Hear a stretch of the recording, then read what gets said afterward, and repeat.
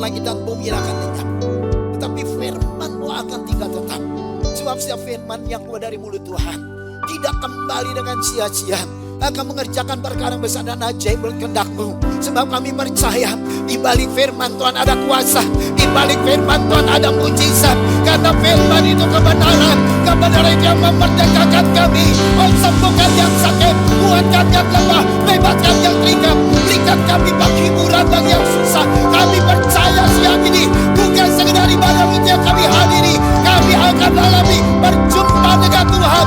Orang berjumpa dengan Tuhan tidak pernah dikecewakan, God. Sebab kami bagikan setiap manifestasi kuasa gelap. Kami menolak mencuri benih firman dalam nama Yesus. Biar Roh Kudus yang berbicara buat masing-masing kami dalam nama Yesus. Kami sambut berkat firman-Mu siang hari ini. Haleluya. Saudara percaya bersama saya katakan amin. Beri kemuliaan buat nama Tuhan. Haleluya, haleluya, haleluya, haleluya, haleluya. Shalom saudara. Shalom. Haleluya, senang berjumpa lagi dengan Bapak Ibu Saudara. Siang ini buat bagikan berkat melalui firman Tuhan. Haleluya, puji Tuhan. Mari segera kita buka Alkitab kita lihat di dalam Yohanes 14. Yohanes 14.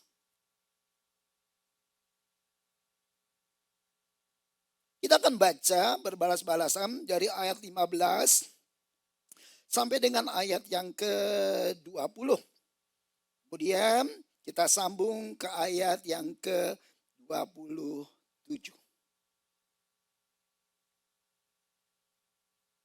Yohanes 14 ayat 15 sampai 20 dan kita sambung dengan ayat 27. Baik, mari bangkit berdiri Bapak Ibu Saudara. Yohanes 14 ayat 15 sampai 20 kita berbalas-balasan. Nanti ayat 27 kita membaca bersama-sama. Oke, sudah siap? Oke, saya baca terlebih dahulu. Jikalau kamu mengasihi aku, kamu akan menuruti segala perintahku.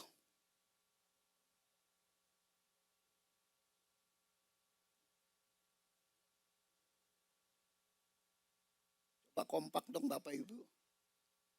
Oke, ayat 17 saya. Yaitu roh kebenaran, dunia tidak dapat menerima dia.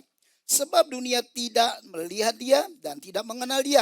Tetapi kamu mengenal dia sebab ia menyertai kamu dan akan diam di dalam kamu. Saudara.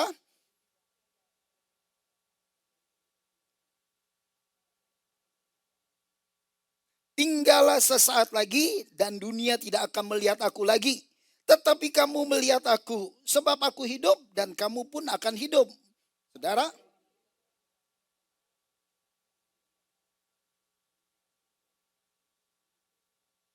27 sama-sama ya, ayat 27 sama-sama, ayat 27. 2, 3. Damai sejahtera ku tinggalkan bagimu, damai sejahtera ku berikan kepadamu. Dan apa yang kuberikan tidak seperti yang diberikan oleh dunia kepadamu. Janganlah gelisah dan gentar hatimu. Baik, silakan duduk Bapak Ibu Saudara. Haleluya, puji Tuhan. Nah, saudara perhatikan, hari ini saya akan menyampaikan kepada saudara tentang satu tema yaitu peace or fear. Ya, damai sejahtera lawannya versusnya adalah rasa takut, ya. Peace versus fear. Nah, saudara kasih dalam Tuhan, ayat ini yang kita baca adalah saat Tuhan berbicara kepada para murid-murid. Dan Tuhan berkata bahwa dikatakan bahwa aku tidak akan meninggalkan kamu sebagai yatim piatu, aku akan datang kembali kepadamu. Ini adalah perkataan Tuhan Yesus ketika Tuhan Yesus berkata bahwa dia akan pergi ke surga kepada Bapa. Kemudian ayat 19 lagi dikatakan, tinggal sesaat lagi dan dunia tidak akan melihat aku lagi. Tetapi kamu melihat aku sebab aku hidup dan kamu pun akan hidup. Nah, saudara kasih dalam Tuhan, Yesus meninggalkan bumi, naik ke surga, mempersiapkan tempat bagi kita, bahwa dia memberikan sesuatu kepada kita. Sebelum dia pergi, dia memberikan sesuatu kepada kita. Nah, apakah yang diberikannya itu? Nah, kita lihat di ayat yang ke-27. Damai sejahtera ku tinggalkan bagimu. Yesus enggak membawa damai sejahtera untuk ke surga. Tidak. Tetapi ketika Yesus naik ke surga, dia tinggalkan damai sejahtera itu bagi kita. Amin. Wow. Damai sejahtera ku berikan kepadamu. Dan apa yang kuberikan tidak seperti yang diberikan dunia kepadamu. Jangan gelisah dan gentar hatimu. Bapak Ibu Saudara, ini juga adalah satu pesan yang Tuhan katakan buat setiap kita menjelang akhir zaman. Untuk kita tidak gentar, untuk kita tidak takut, untuk kita tidak gelisah dalam menghadapi segala hal. Sekarang kita udah dengar ya tentang peperangan Gaza dengan Israel. Ya begitu peperangan yang begitu Hamas, yang begitu punya kerinduan untuk menghancurkan negara Israel, yang punya kerinduan untuk melenyapkan Israel dari bumi. Dan saudara tahu, sekarang Amerika sudah kirim pasukan ke Arab Saudi 10.000 orang. Wow, sudah mendarat di Arab Saudi loh saudara. Ya, yang datang langsung ke tanah Israel 2.000 orang. Tapi reserve-nya, ya cadangannya ini sudah deploy dan ada di Arab Saudi. 10.000 tentara sudah siap masuk. Wow, luar biasa Bapak Ibu Saudara. Nah, saya tahu bahwa ini bukan main-main artinya. Amerika sudah siap-siap untuk menghadapi Iran, untuk menghadapi musuh-musuh yang lain Bapak Ibu. Ya, jadi artinya kemungkinan besar ini bisa terjadi satu peperangan yang namanya Perang Dunia Ketiga. Ya, dan kalau sampai ini terjadi, mau tidak mau seluruh dunia akan berdampak. Betul saudara? Seluruh dunia akan berdampak, baik ekonomi, politik, apapun semua akan berdampak. Betul itu saudara. Ya, nah sekarang peringatan ini adalah bagi kita. Dikatakan janganlah gelisah dan gentar hatimu. Nah apa yang bisa membuat seseorang untuk tidak gelisah, untuk tidak gentar, untuk tidak takut, yaitu satu situasi, satu keadaan yang disebut sebagai damai sejahtera. Amin saudara. Wow. Damai sejahtera ini sesuatu yang kita perlukan. Betul. Kenapa? Karena ketika seseorang punya banyak uang, punya banyak harta, punya banyak kesenangan, tapi ketika tidak hidup memiliki damai sejahtera, semua akan gelisah. Betul saudara? Yes. Walaupun kita orang biasa-biasa, orang yang hidup, yang sederhana, orang yang hidup hanya sekedar cukup saja, asal ada damai sejahtera, kita memilih itu. Amin. Daripada kita kelimpahan, gelisah setiap hari. Betul saudara? Kita punya rasa takut setiap hari. Nah ini yang kita butuhkan di hari-hari ini. Kenapa demikian? Sebab karena dialah damai sejahtera kita. Tuhan sendiri itu damai sejahtera kita, Tuhan Yesus. Ya. Makanya dikatakan bahwa for he himself is our peace. Karena dirinya dialah itu adalah damai sejahtera kita. Jadi Yesus itulah yang adalah damai sejahtera kita Bapak Ibu Saudara. Ya. Kenapa? Karena dia adalah Tuhan. Dia adalah Tuhan yang memberikan rohnya kepada kita. Dia adalah Tuhan yang membuat kita memiliki hubungan setiap hari dengan Bapa di surga. Dia adalah Tuhan yang membuat kita dipimpin, dituntun dari hidup dari hari ke hari, minggu ke minggu, bulan ke bulan, tahun ke tahun lewat Roh Kudusnya. Wow, ini sesuatu yang luar biasa Bapak Ibu Saudara. Luar biasa. Dan damai sejahtera dalam hidup orang percaya adalah damai sejahtera yang kita perlukan setiap hari. Amin saudara. Amin. Saudara hanya perlu seminggu sekali damai sejahtera. 6 hari yang lainnya hidup dalam kegentaran, hidup dalam ketakutan, hidup dalam kekhawatiran. Wah, bukan itu. Kita butuh setiap hari damai sejahtera yang daripada Tuhan. Sebab itu di dalam Kolose dikatakan dan ia Tuhan damai sejahtera kiranya mengaruniakan damai sejahteranya terus menerus. Amin. Amin saudara. Terus menerus dalam segala hal kepada kamu. Wow, luar biasa. Jadi damai sejahtera bukan cuma sekedar keluarga, bukan cuma sekedar ekonomi, bukan sekedar rumah tangga, tidak. Tapi damai sejahtera Tuhan itu akan mengalir terus menerus dikaruniakan oleh Tuhan dalam segala hal kepada kita. Amin. Saudara perlu damai sejahtera setiap hari. Perlu damai sejahtera setiap hari. Yes, hidup tanpa rasa takut. Amin saudara. Hidup tanpa rasa khawatir. Wow, luar biasa. Bahkan di dalam kerajaan, dalam Roma dikatakan, sebab kerajaan Allah bukanlah soal makanan dan minuman, tetapi soal kebenaran, damai sejahtera, dan sukacita oleh Roh Kudus. Jadi Bapak Ibu Saudara, kita ada di dalam satu kerajaan, yaitu kerajaan Allah yang memberikan kepada kita bukan hanya Roh Kudus, bukan hanya kebenaran, tapi juga damai sejahtera yang menyertai kita. Amin saudara. Wow. Sehingga kita tidak perlu kita hidup dalam ketakutan. Kita nggak perlu hidup di dalam kekhawatiran, betul? Amin saudara. Nah namun saya perlu ingatkan pada saudara. Ingat ini ya. Tapi iblis senantiasa selalu ingin merebut damai sejahtera dari manusia. Nih si merah gendut. Ya, dia nih selalu ingin merebut damai sejahtera kita. Dia ingin selalu memadamkan damai sejahtera yang ada dalam diri kita. Wow, Bapak Ibu. Ya, kita harus ingat ini. Ya, kita harus ingat bagaimana caranya dia melakukan itu. Iblis menciptakan keadaan. Yang pertama, keadaan yang bisa membingungkan. Yes. Ya, diberikan keadaan yang membingungkan. Baik politik, ekonomi. Orang-orang sekarang kan lagi bingung nih. Mau bisnis gimana nih? Katanya akan terjadi digital dolarisasi. Ya, terjadi digital dollar. Ya nanti semua dolar-dolar ini udah nggak lagi bisa dipakai. Semua uang kartal, uang kertas tuh nggak bisa dipakai Bapak Ibu Saudara. Ya sekarang mau bisnis juga bingung. Ya, bingung semua orang mau buat apa. Yang pertama itu. Yang kedua yaitu tentang datangnya keresahan. Adanya keresahan-keresahan yang datang. Adanya keresahan-keresahan. Yang ketiga adanya rasa takut. Yaitu sesuatu yang menakutkan. Ya, tentang situasi, tentang keadaan ekonomi. Tentang katanya akan ada lagi penyakit seperti COVID-19. Wow, ini akan terjadi. Menakutkan. Terjadi juga banyak juga godaan-godaan. Untuk apa? Berbuat dosa. Ini iblis yang melakukan. Termasuk adanya ancaman, adanya intimidasi. Jadi artinya Bapak Ibu Saudara, iblis berusaha untuk apa? Membuat damai sejahtera kita itu hilang dari hidup kita. Termasuk orang Kristen loh Bapak Ibu Saudara. Makanya dikirim tekanan-tekanan hidup. Dikirim persoalan-persoalan hidup. Dikirim masalah-masalah dalam hidup kita. Yes. Untuk apa tujuannya? Adalah untuk supaya damai sejahtera yang Tuhan taruh dalam hidup kita itu hilang lenyap. Kalau udah lenyap damai sejahtera, apa yang terjadi? Kita akan tinggalkan iman. Kalau damai sejahtera sudah enggak ada, kita hidup dalam kekacauan. Kalau damai sejahtera udah enggak ada, kita udah kebingungan mau ngapain, mau buat apa lagi hidup ini. Yes. Makanya ini yang selalu menjadi incaran bagi kekuatan jahat yaitu iblis.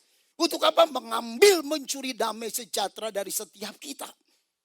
Nah makanya kita harus mengerti Bapak Ibu Saudara bahwa damai sejahtera itu selalu berlawanan dengan yang namanya ketakutan. Damai sejahtera. Ya, takut tentang masa depan, takut tentang jodoh. Takut tentang kesehatan, takut tentang keuangan, takut tentang rumah tangga.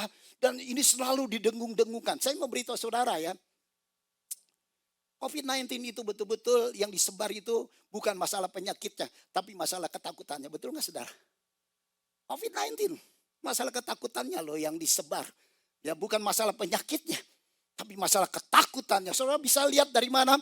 Dari video-video yang kita nonton di YouTube. Orang lagi jalan tiba-tiba jatuh, betul? Orang lagi naik sepeda motor tiba-tiba jatuh begitu. Ya, jadi ketakutan demi ketakutan yang selalu disebarkan. Nah, sampai hari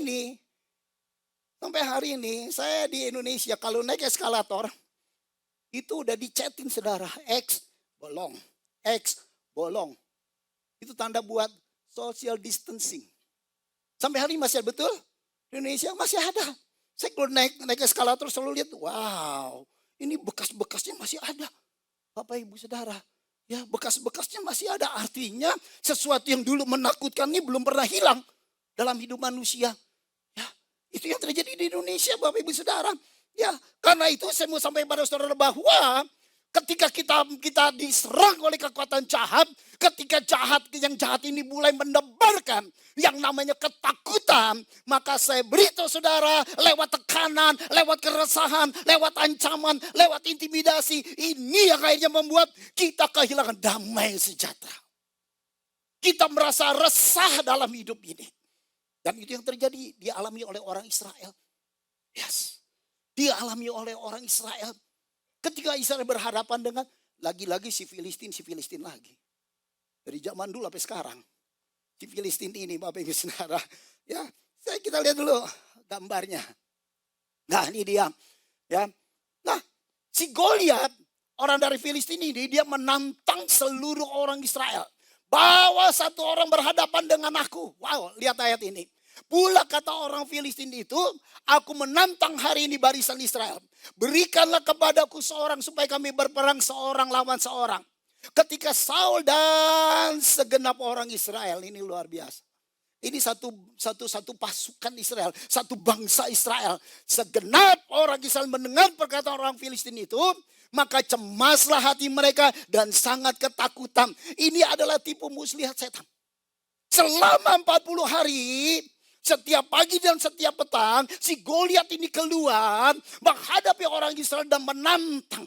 Dan selama 40 hari, orang-orang Israel ini masuk di dalam satu kurungan, seperti dalam satu penjara. Karena apa? Karena ketakutan. Bapak Ibu. Senjata Goliat untuk membuat rasa takut kepada orang Israel itu berlangsung selama 40 hari.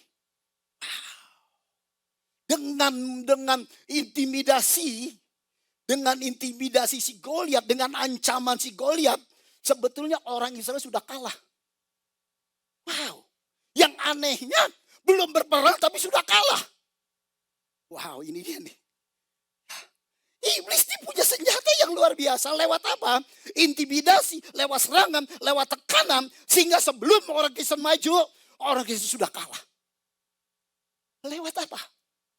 Sesuatu perkataan yang mengintimidasi membuat seseorang mengalami ketakutan.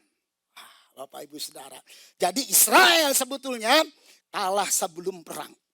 Israel diteror luar biasa. Begitupun juga hari-hari ini. Ada banyak orang-orang Kristen, anak-anak Tuhan yang hidupnya sebetulnya belum berperang.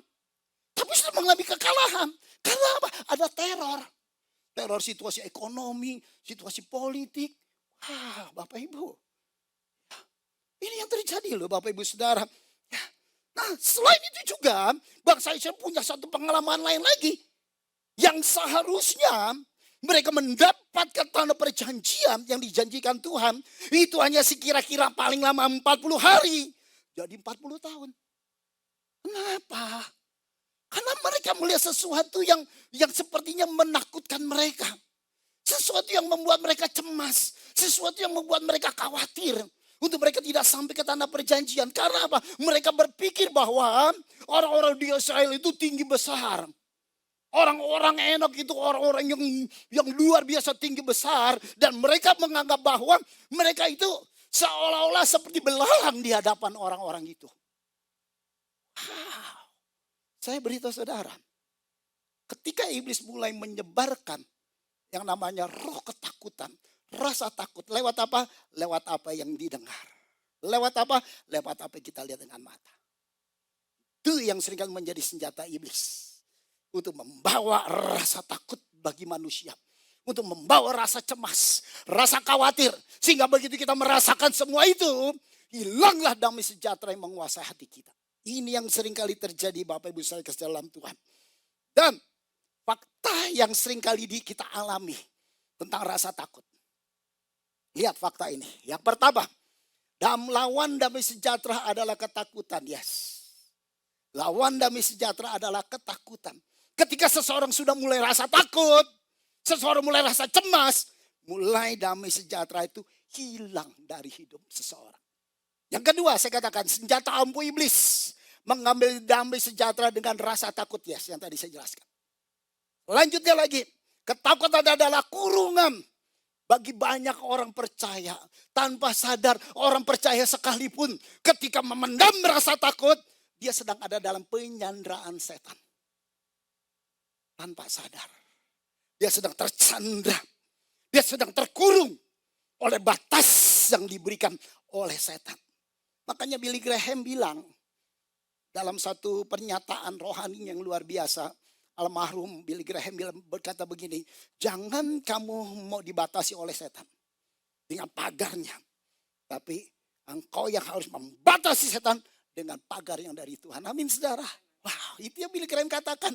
Ini penting Bapak Ibu Saudara. Kenapa ketakutan membuat orang tersandra. Gak bisa buat apa-apa.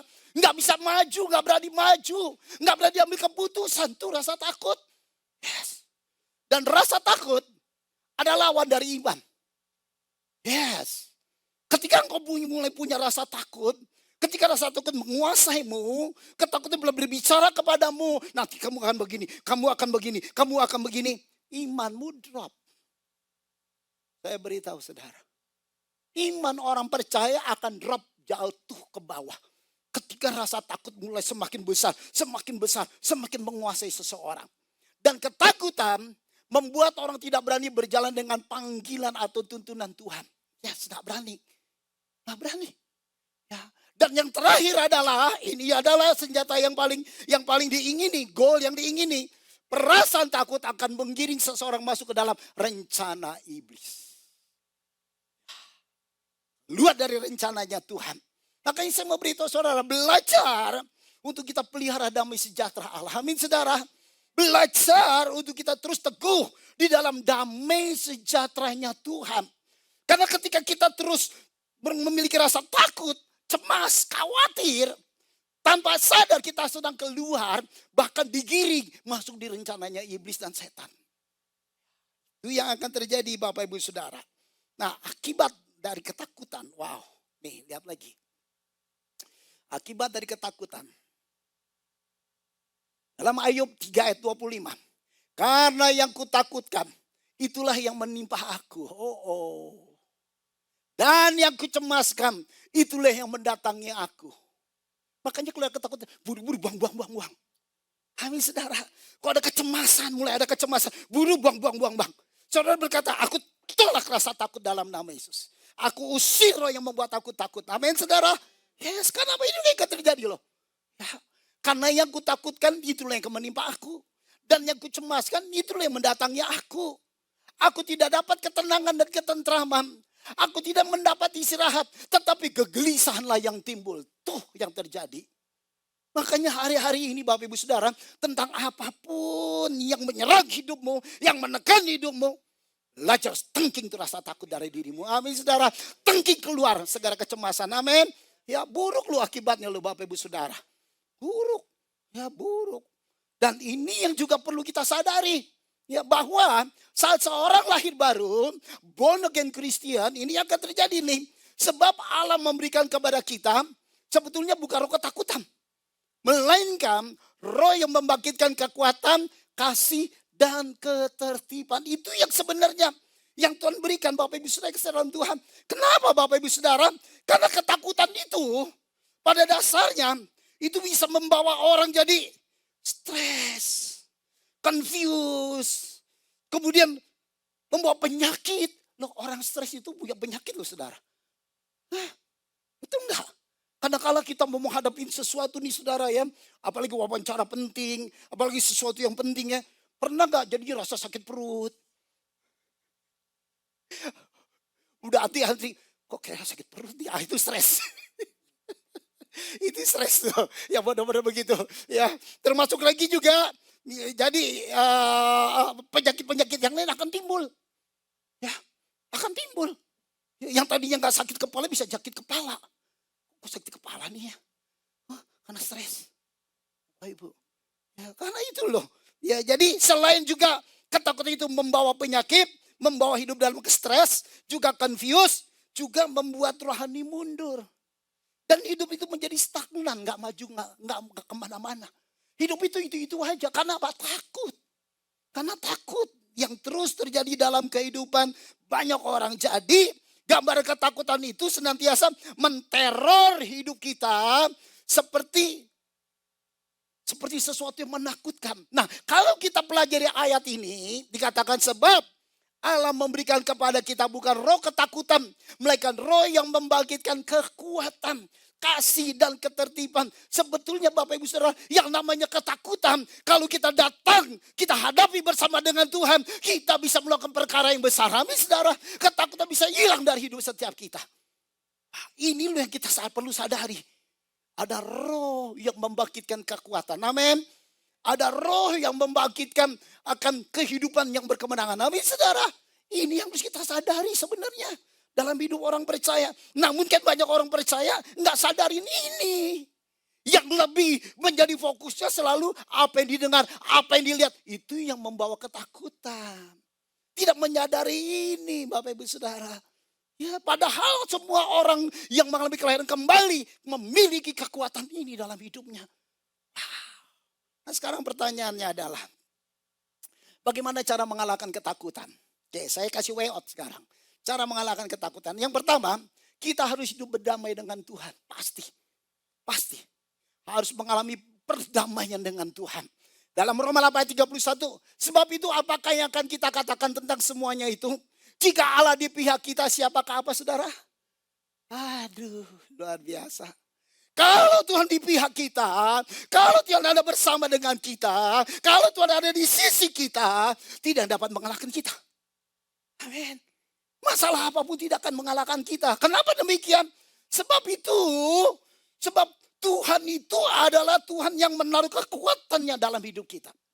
Tuhan itu Tuhan yang menaruh akan kedahsyatannya untuk kita bisa melakukan perkara-perkara besar bersama dengan Tuhan. Tuhan itu yang bisa berikan hikmat bagi kita untuk keluar dari setiap persoalan. Amin. Lewat kekuatan Allah kita mampu. Namun masalahnya kita harus berdamai dengan Tuhan. Ya, harus berdamai. Makanya dalam 2 Korintus dikatakan, berilah dirimu didamaikan dengan Allah. Wow. Ya, berilah dirimu didamaikan. Jangan lagi kita nyakitin Tuhan. Jangan lagi hidup yang gak benar. Jangan lagi berpikir sesuatu yang salah. Jangan lagi mikirin orang tentang kesalahan-kesalahan. Jangan Bapak Ibu. Ya, sekarang sudah harus mulai kita hidup di dalam perdamaian dengan Tuhan. Dan ketika orang berdamai dengan Tuhan, maka Tuhan di pihak kita. Amin saudara. Kalau Tuhan di pihak kita, siapa yang berani melawan kita? Siapa yang bisa mengalahkan kita? Wow, saya yakin gak ada. Gak ada. Ya, termasuk juga masalah ekonomi. Tidak ada yang bisa mengalahkan kita. Bapak Ibu, Tuhan bisa buktikan loh. Seorang janda. Ketika datang seorang nabi yang bernama Elisa. Datang ke rumah seorang janda. Orang ini miskin gak punya apa-apa. Orang ini adalah istri para nabi. Zaman dulu orang jadi nabi itu di Israel dibenci. Saya beritahu saudara. Dibenci. Kenapa dibenci? Karena tahu sendiri nabi kan sudah menunjukkan. Lu begini. Oh dibenci. Seorang nabi. Gak disukain Bapak Ibu Saudara. Ngeri orang sama nabi di Israel. Karena apa? Banyak kesalahan. Karena apa? Banyak dosa yang dilakukan. Sehingga ketika suaminya mati. Istri ini punya 2 anak. Sebentar lagi penagih hutang hendak mengambil 2 anaknya. Nabi Elisa datang. Dan bertanya, ada apa di dalam rumahmu? Gak ada apa-apa. Elisa tanya lagi, apa yang kau miliki? Hanya sebotol minyak hanya 1 minyak dalam buli-buli. Dan diperintahkan untuk mengambil tempayan-tempayan, suruh pinjam dari tetangga. Dan diperintahkan untuk apa? Mulai menuang. Minyak yang dari buli-buli itu mulai menuang. Ke tempayan. Sampai akhirnya si ibu berkata, mana lagi? Ambil lagi tempayan yang lain. Anak bilang, sudah gak ada. Wow, semua tempayan yang disediakan, semua penuh dengan minyak.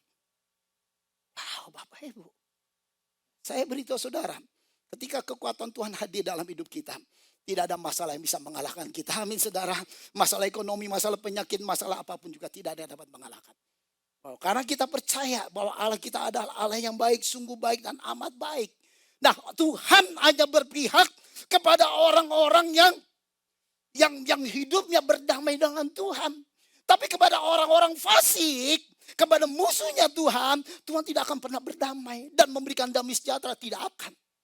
Hanya kepada orang-orang berdamai dengan Tuhan memberikan akan damai sejahteranya. Karena itu dikatakan dalam Roma, sebab jikalau kita ketika masih seteru diperdamaikan dengan Allah oleh kematian anaknya, lebih-lebih kita yang sekarang telah diperdamaikan pasti akan diselamatkan oleh hidupnya.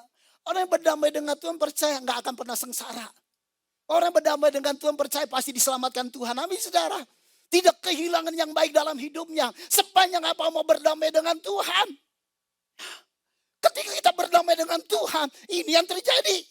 Tetapi kamu telah memberi dirimu disucikan. Kita bawa diri kita. Ayo Tuhan, aku penuh dosa, aku penuh kesalahan, aku penuh pelanggaran. Sucikan hidupku. Ini harus ada dari kita. Ini harus menjadi respon kita untuk diperdamaikan dengan Tuhan. Dan dikatakan bahwa kamu telah dikuduskan. Kamu telah dibenarkan dalam nama Tuhan Yesus Kristus dan dalam Roh Allah. Artinya Bapak Ibu Saudara, ketika seseorang datang minta disucikan, minta dibenarkan, maka kebenaran Allah akan nyata dalam hidup kita. Ketika kebenaran Allah hidup dalam diri kita, kita mulai benar berpikir. Kita mulai benar berperasaan. Kita mulai benar dalam bertindak. Amin. Kita mulai benar dalam segala rancangan yang akan kita buat masa depan. Karena apa? Tuhan sudah benerin kita. Saudara punya mobil. Kalau mobil saudara batuk-batuk, ada masalah di tentang sensor, manifoldnya atau di sensor di mananya, jalannya begitu-begitu, begitu-begitu, belum diperbaiki, kira-kira enak gak jalannya? Terkendarin, gak enak. Sampai kapan? Sampai dibetulin. Betul saudara? Setelah dibetulin enak, lancar jalannya. Sama seperti hidup kita Bapak Ibu. Sama seperti hidup kita. Jadi artinya orang yang mau berdamai sama Tuhan adalah orang yang mau dibenarkan oleh Tuhan. Dan di dalam biasa dikatakan, di mana ada kebenaran di situ akan tumbuh apa? Damai sejahtera. Dan akibat kebenaran ialah ketenangan dan ketentraman untuk selama-lamanya. Amin. Saudara bawa itu. Saudara bawa itu. Damai dengan Tuhan. Amin. Kalau gak berdamai sama Tuhan gak bisa. Kuncinya ini Bapak Ibu Saudara. Damai dengan Tuhan. Ya selama-lamanya lo lihat. Di mana kebenaran di situ ada tubuh damai sejahtera. Akibat kebenaran ialah ketenangan, ketentraman. Selama-lamanya. Enggak temporary. Ya, selama-lamanya. Wow, luar biasa Bapak Ibu Saudara. Luar biasa ini. Nah, saya berdoa biar setiap kita juga alami seperti ini Bapak Ibu. Biar setiap kita juga alami sesuatu yang dahsyat dan luar biasa. Sebab ketika seorang jatuh dalam dosa, yaitu seperti Adam dan Hawa, maka hatinya merasa tertuduh, betul. Hatinya merasa tertuduh. Ya, karena apa? Karena dosa itu membuat resah. Dosa itu membuat kita berselisih dengan orang lain. Dosa itu membuat kita nggak punya hubungan dengan Tuhan. Orang itu akan resah. Dan iblis selalu mendakwa orang berdosa. Mendakwa orang yang tidak berdamai dengan Tuhan. Dengan apa? Dengan tuduhan-tuduhan. Setiap hari dalam hidup kita. Siang dan malam iblis akan mendakwa orang-orang benar. Tuh, saya beritahu saudara. Jadi penting bagi kita Bapak Ibu Saudara untuk beresin dosa ya. Amin. Amin saudara. Oke, kita lihat lagi. Yang berikutnya Bapak Ibu Saudara. Jadi sebenarnya gini loh saudara. Damai sejahtera yang dari Tuhan itu lahir dari dalam. Damai sejahtera itu yang Tuhan berikan kepada kita itu lahir dari dalam. Dan ketika lahir dari dalam maka damai sejahtera itu unconditional. Tidak bergantung lingkungan dan keadaan. Tidak tergantung situasi. Tidak tergantung apa yang terjadi di publik. Amin saudara. Nah kalau damai sejahtera iblis. Ingat nih. Damai sejahtera iblis. Itu ada dari luar. Dari luar damai sejahtera iblis. Itu dari luar. Kenapa saya katakan demikian Bapak Ibu Saudara? Ya karena damai sejahtera yang dari iblis itu adalah kalau semua beres. Kalau semua tenang. Kalau yang didengar baik. Kalau yang dilihat baik. Itu datang damai sejahtera. Itu dari iblis. Tapi kalau dari Tuhan enggak. Karena damai sejahtera itu datangnya dari Tuhan. Dari dalam. Makanya hidup dalam kita harus diperdamaikan dengan Tuhan. Kita nggak bisa bermusuhan dengan Tuhan. Kita nggak bisa berlawanan dengan Tuhan. Kita nggak bisa terus berseteru dengan Tuhan. Kita harus belajar mau apa? Diperdamaikan oleh Tuhan. Amin. Yaitu yang pertama. Damai sejahtera akan datang ketika kita diperdamaikan dengan Tuhan. Yang kedua sekarang. Damai sejahtera kalau kita teguh dalam iman. Kalau kita nggak teguh dalam iman, saudara nggak pernah damai sejahtera loh. Apapun sekecil apapun masalah yang saudara dengar, itu kan menakutkan. Sekecil apapun yang saudara lihat, itu menakutkan, mencemaskan. Nah ingat ini, harus teguh dalam iman. Satu peristiwa di mana Tuhan Yesus bersama dengan murid-murid sedang ada di dalam perahu. Nah yang lucunya Bapak Ibu Saudara, dikatakan mengamuklah taufan yang sangat dahsyat. Dan ombak menyembur masuk ke dalam perahu. Sehingga perahu itu mulai penuh dengan air. Wow. Yesus dengan 12 muridnya nih. Ya. Ayat berikutnya, pada waktu itu Yesus sedang apa saudara? Tidur di buritan di sebuah tilam. Pertanyaan saya adalah, apakah Yesus nggak tahu ada gelombang dan ombak yang dahsyat? Tahu nggak kira-kira? Tahu nggak? Tahu. Ini yang disebut unconditional. Ketika damai itu ada di dalam, ya, dengan teguh di dalam iman dan percaya, nggak bergerak. Nggak bergerak. Yesus tidur nyenyak, amin saudara. Orang-orang yang seperti ini adalah orang-orang yang nggak khawatir tentang keadaan dunia, amin. Orang-orang yang nggak khawatir tentang stok lagi turun. Nggak. Orang-orang ini orang yang nggak khawatir tentang resesi ekonomi, nggak pernah khawatir. Ya, sama seperti Yesus dikatakan bahwa pada waktu itu Yesus sedang tidur di buritan di sebuah tilam. Maka murid-muridnya membangunkan dia dan berkata kepada Guru, engkau tidak peduli kalau kami binasa. Ia pun bangun menghadiri angin itu dan berkata kepada danau itu, diam, tenanglah. Lalu angin itu reda dan danau itu pun menjadi teduh sekali. Lalu ia berkata kepada mereka, mengapa kamu begitu takut? Dalam bahasa asli ngeri. Ngeri dalam bahasa aslinya. Kenapa kamu kok jadi ngeri begitu? Wow. Terus kemudian dikatakan bahwa mengapa kamu tidak percaya? Why are you so fearful? How it is that he have no faith? Kenapa kamu menjadi ngeri? Kenapa kamu menjadi sangat takut begitu? Kenapa jadi kamu gak punya percaya sih? Ini. Jadi untuk membangun yang namanya damai sejahtera dalam diri kita, saudara harus menjadi orang-orang yang teguh dalam iman. Menjadi teguh di dalam percaya kita kepada Tuhan. Amin saudara. Bukan orang-orang yang hanya di mulut, di iman di mulut. Tapi iman yang menguasai di hati. Ya. Iman yang menguasai bukan pistis. The Greek wordnya. Tapi yang harus terjadi adalah pistio. Iman yang bukan berkata, tapi iman yang lahir dari hati. Amin saudara. Harus seperti itu. Ya, lihat lagi Yesaya 26. Yang hatinya teguh kau jaga dengan damai sejahtera. Kepada mula ia percaya. Amin saudara. Kita harus punya keteguhan iman nih dalam hidup ini nih. Apalagi menghadapi masa-masa akhir zaman, saya beritahu saudara. Keadaan gak menentu.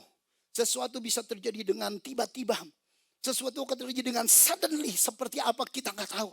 Ya, tapi yang penting adalah kita harus menjagai hati kita supaya teguh. Supaya apa Bapak Ibu Saudara, damai sejahtera itu tetap ada dalam diri kita. Damai sejahtera tetap menguasai kita. Damai sejahtera tetap memimpin hidup setiap kita. Amin.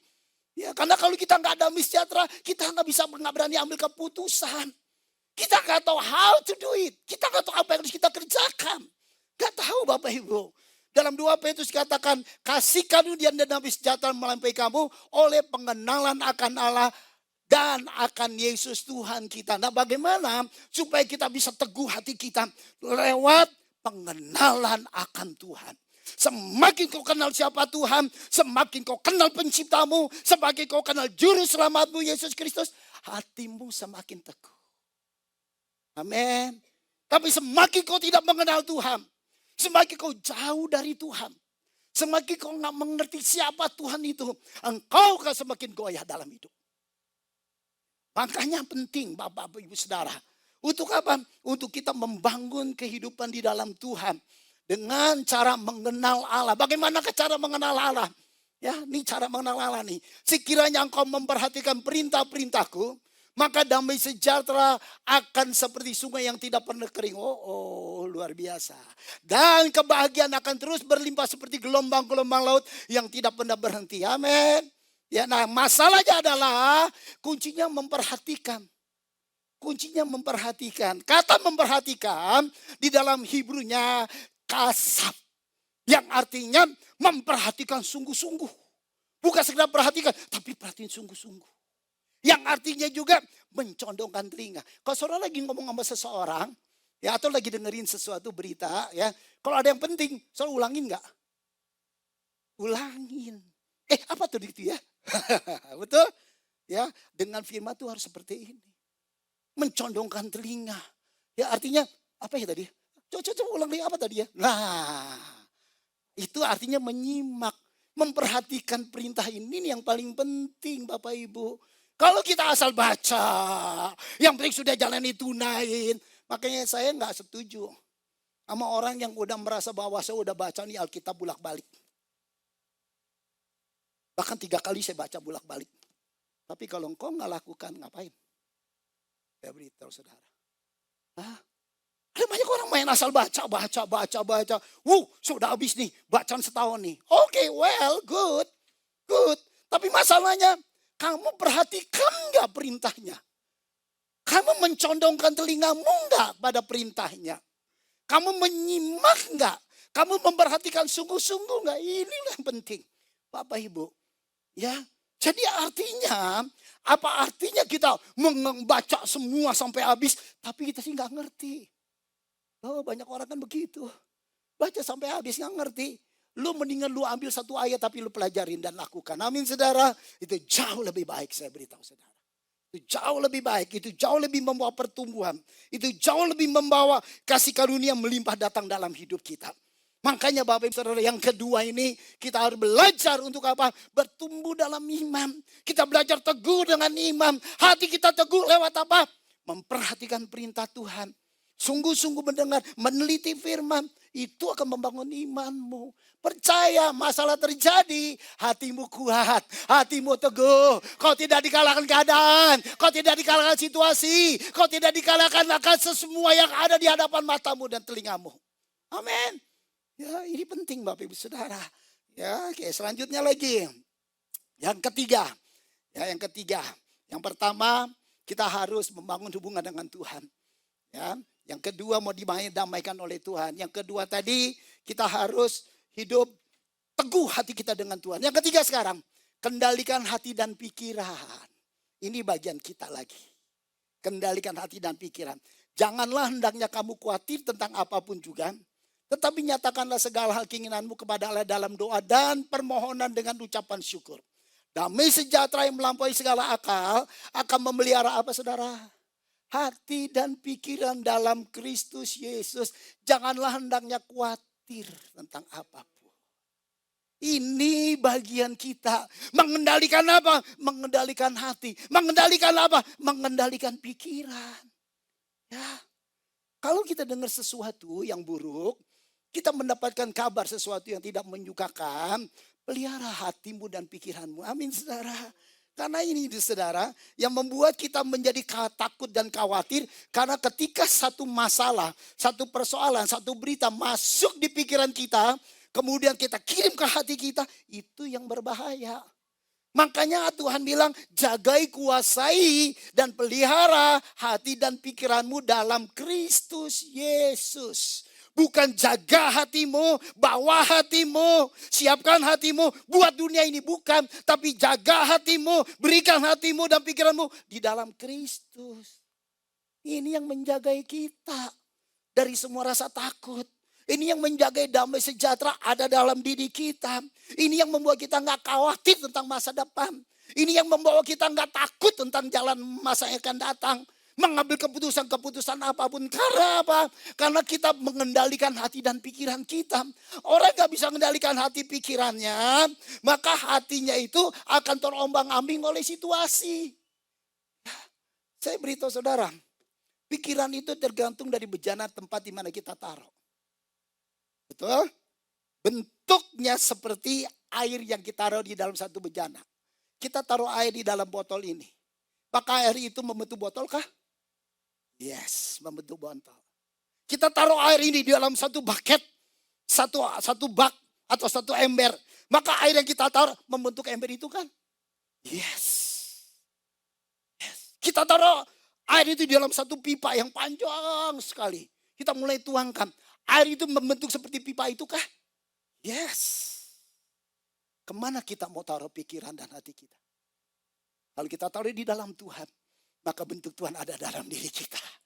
Bentuk pikiran Tuhan menguasai kita. Amin saudara. Ya, bentuk pikiran Tuhan membawa kita damai senantiasa. Amin saudara. Yes. Makanya penting bagi kita untuk kita kendalikan hati dan pikiran. Nah, selanjutnya lagi, hati kita harus diperintah. Ya, ada dua tadi, hati dan pikiran. Yang pertama, hati harus diperintah oleh Kristus. Hati itu. Hendaklah damai sejahtera Kristus memerintah dalam hatimu. Damai sejahtera Kristus harus memerintah. Karena untuk itulah kamu dipanggil dan menjadi satu tubuh dan bersyukurlah. Damai sejahtera Tuhan harus memerintah di dalam diri kita. Artinya firman Tuhan harus memerintah dalam hidup kita, yaitu Kristus yang dalam diri kita. Itu harus terjadi di mana? Harus terjadi di dalam hati kita. Bagaimana dengan pikiran kita? Menjaga dari segala pencemaran. Jagalah hatimu dengan segala kewaspadaan. Ya. Kata jagalah hatimu dalam segala kewaspadaan. Kewaspadaan itu adalah seperti penjaga penjara. Penjaga tahanan. Jadi yang pertama adalah kita harus mau diperintah. Yang kedua kita harus menjaga.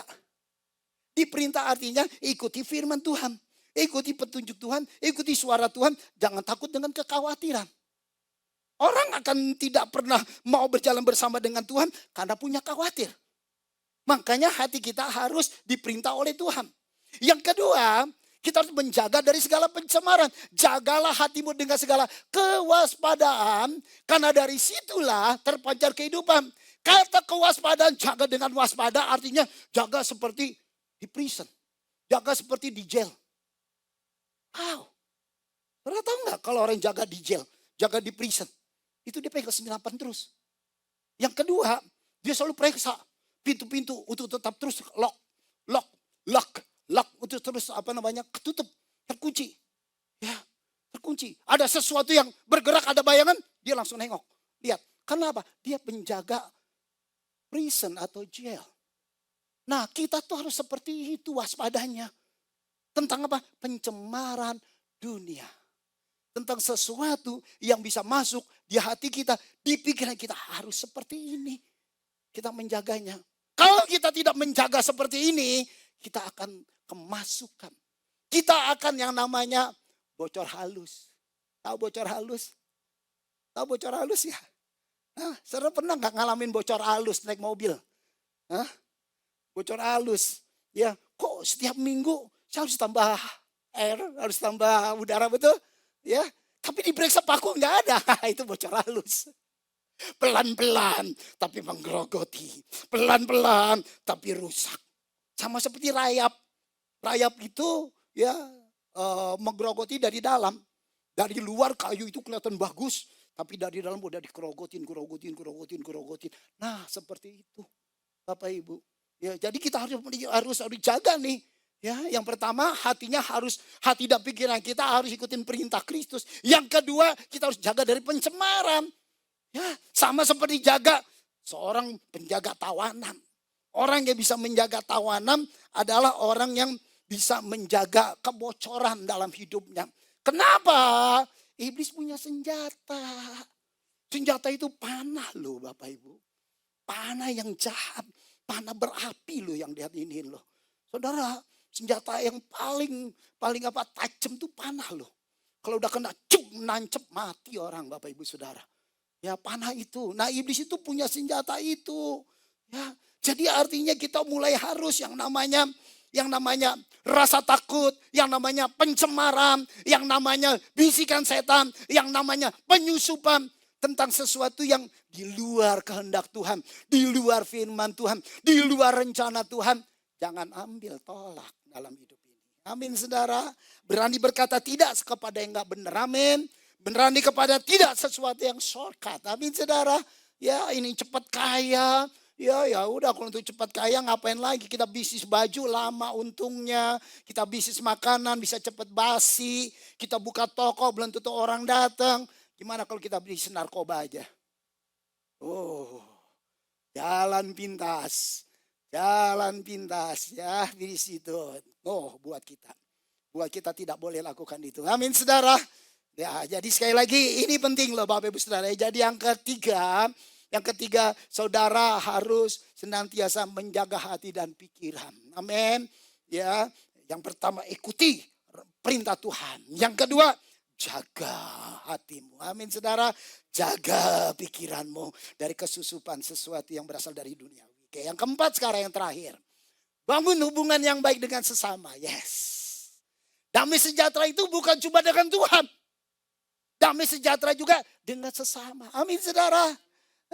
dengan istri, dengan suami, dengan anak, dengan orang tua, dengan teman, dengan atasan, dengan bawahan.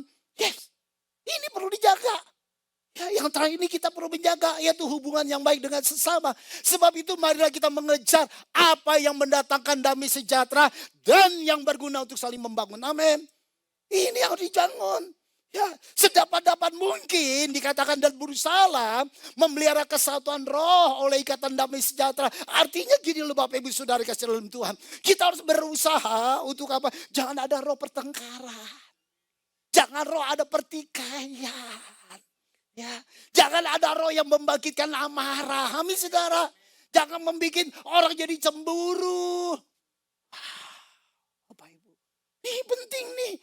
Ya, kita harus mengejar mendatangkan damai sejahtera kepada banyak orang. Lewat apa? Lewat hubungan. Dan Kisah Rasul. Ini peristiwa Petrus nih. Ya, Petrus nih. Dan mulailah Petrus berbicara katanya. Sesungguhnya aku telah mengerti. Petrus berpikir penginjilan keselamatan hanya buat orang Yahudi. Padahal ketika Israel menolak, Yesus datang, Bapak Ibu Saudara, akhirnya keselamatan dibuka bagi bangsa-bangsa. Setelah Yesus mati di kayu salib, ya, kemudian mereka menolak Yesus, mereka berkata salibkan dia, salibkan dia. Sejak Yesus mati dan bangkit, maka keselamatan dibuka bukan hanya untuk orang Yahudi, tapi untuk seluruh bangsa-bangsa. Makanya disadari oleh Petrus, sesungguhnya aku telah mengerti bahwa Allah tidak membedakan orang. Setiap orang dari bangsa manapun yang takut akan Dia dan mengamalkan kebenaran berkenan kepadanya. Wow, itulah firman yang Ia suruh sampaikan kepada orang-orang Israel. Yaitu firman yang memberitakan damai sejahtera oleh Yesus Kristus yang adalah Tuhan dari semua orang. Yes. Jadi artinya kesadaran itu mulai muncul di dalam diri Petrus. Ketika dia tahu, oh ternyata keselamatan juga bagi bangsa-bangsa ya. Siapa yang menerima dia, siapa yang mengaku dia sebagai Tuhan dan Raja, dia diselamatkan Tuhan. Wow, berarti kita juga demikian Bapak Ibu Saudara. Amin saudara. Kenapa Yesus bisa duduk sama orang-orang Farisi? Masa bukan orang Farisi, maaf. Dengan orang-orang pemungut cukai. Orang Farisi bilang apa? Hei, dia duduk makan dengan orang berdosa, betul? Kenapa Yesus bisa duduk sama si pelacur? Kenapa Yesus bisa duduk dengan orang-orang berdosa? Kenapa? Disadari bahwa keselamatan untuk semua orang. Amin. Bukan cuma buat orang kita. Makanya kalau ada orang yang baru datang, orang yang baru berkenalan dengan kita, jangan cuma berpikir orang berdosa nih. Lihat dari atas ke bawah, dari atas ke bawah. Waduh, ya, sampai ngomong aja.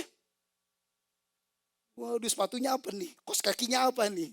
Celananya apa nih? Bajunya apa nih? Kacamatanya apa nih? Sampai cat rambutnya kalau perlu apa nih? Kita lihat dari atas ke bawah.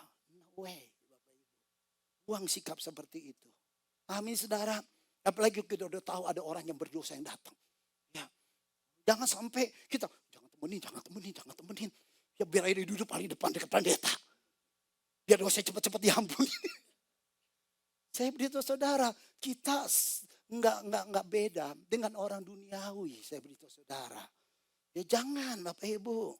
Ya jadi artinya saya mau bahwa di gereja di jemaat ini kita adalah bengkel. Amin saudara. Kita tempat merestor banyak orang. Amin saudara. Ya, jangan alergi dengan lu dari mana, lu siapa.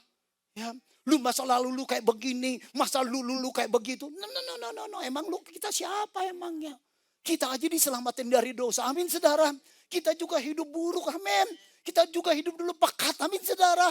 Anugerah Allah saja yang memenangkan kita sampai hari ini. Amin. Kebaikan Tuhan saja yang mengangkat kita sampai hari ini. Amin saudara. Ya makanya nih ayat ini saya tulis nih. Saya masukin nih. Dalam Roma 12:18. Sedapat-dapatnya. Ya. Kalau hal itu bergantung padamu. Hiduplah berdamai dengan semua orang. Wow. Luar biasa loh. Sedapat-dapatnya. Artinya lu berusaha semaksimal mungkin. Lu berusaha sebisa-bisanya lu. Supaya apa? Supaya membawa perdamaian kepada semua orang. Amin saudara. Bukan permusuhan. Amin. Ya kita Kristen di hari zaman harus menyatu loh. Amin saudara. Ya, jangan lagi kita berbeda dengan ini, dengan itu. No. Kita harus bersatu. Amin saudara. Waktu kita bersatu, kita lihat kemenangan Tuhan. Waktu kita bersatu, kita lihat mujizat Tuhan. Waktu kita bersatu, kita lihat karya Tuhan yang dahsyat. Membawa kita dalam berkat yang berkelimpahan. Hanya kita bersatu loh Bapak Ibu. Karena mulai buang nih perbedaan. Mulai buang perbedaan. Oh, dia mah orangnya begitu. Dia mah sikapnya kayak begitu. Dia mah orangnya nggak bisa berkumpul. No. Kita harus mulai buang. Amin saudara. Belajar bersatu, merangkul satu dengan yang lain. Amin. Nah ini yang terakhir. Membangun hubungan dengan sesama. Yang pertama jangan memandang muka. Jangan memandang muka. Ya artinya gini. Bukan memandang muka artinya jelek, cakep. Bukan.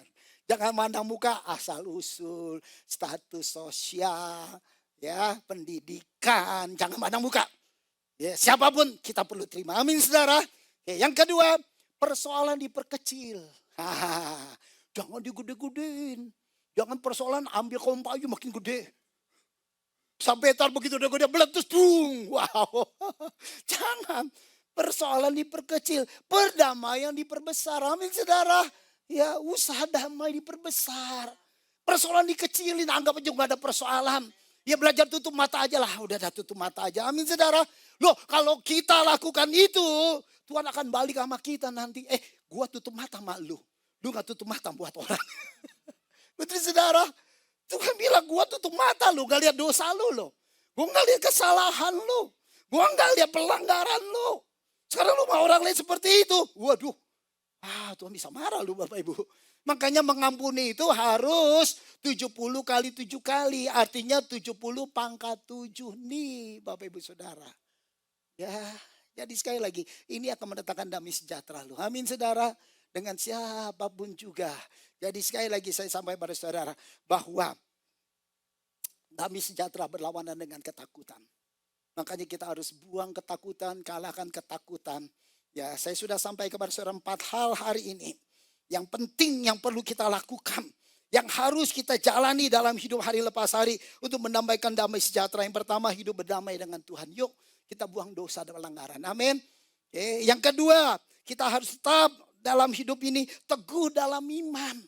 Teguh dalam iman. Dengan cara bagaimana? Perhatikan firman. Perhatikan perintah-perintah. Dan belajar lakukan. Hatimu teguh dengan Tuhan. Yang ketiga kita harus kendalikan hati dan pikiran. Ya, kendalikan nih hati dan pikiran. Ya, jadi artinya kita harus mulai mengikuti perintah Tuhan dan mulai menjaga dari segala pencemaran-pencemaran. Yang terakhir membangun hubungan dengan sesama kita. Amin. Saudara mau damai sejahtera Tuhan ada? Saudara mau damai sejahtera Tuhan ada? Kita beri kemuliaan berhebat nama Tuhan kita. Haleluya, haleluya. Shalom saudara. Terima kasih sudah menonton program kami hari ini. Jangan lupa like, subscribe, dan share kepada banyak orang. Saya percaya apa yang kita nonton hari ini memberkati setiap kita. Sampai ketemu lagi minggu depan. Terus memberkati.